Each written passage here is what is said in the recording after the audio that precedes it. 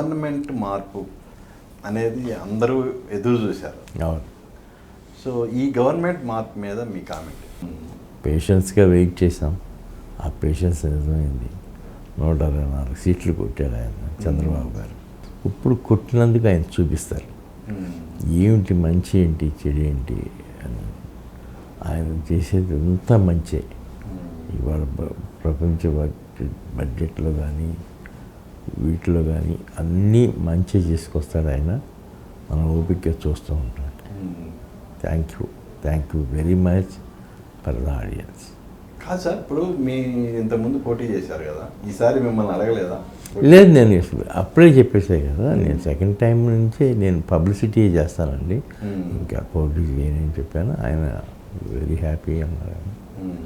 అంతే, అదే జరుగుతుంది. ఇప్పుడు నేను పబ్లిసిటీ చేశాను కదా కొంతవరకు. అంటే ఎప్పటి నుంచో వినిపిస్తుంది ఏంటంటే అశ్విని గారిది టీటీడీ దేవస్థాన చైర్మన్గా కానీ బోర్డు మెంబర్గా కానీ చూడాలనేది. అది కోరికలు చాలామందికి ఉంటాయండి. నాకైతే ఏమి, ఆయన నిశ్చింతగా పరిపాలించుకోవాలి అంతే. కానీ ఒకటి సార్, ఇప్పుడు ప్రజలకి ఫ్రీ అని అలవాటు చేశారు.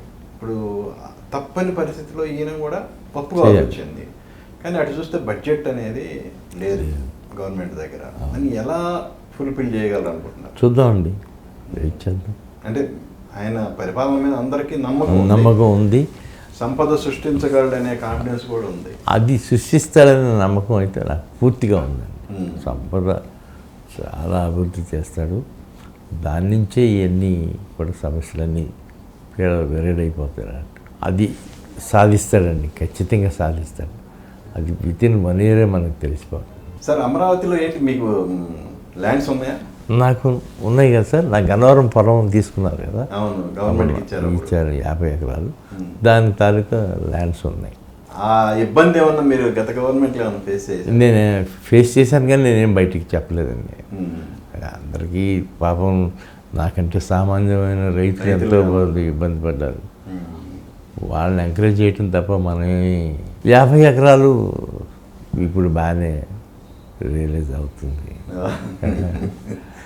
సరే, సినిమా సక్సెస్ అటు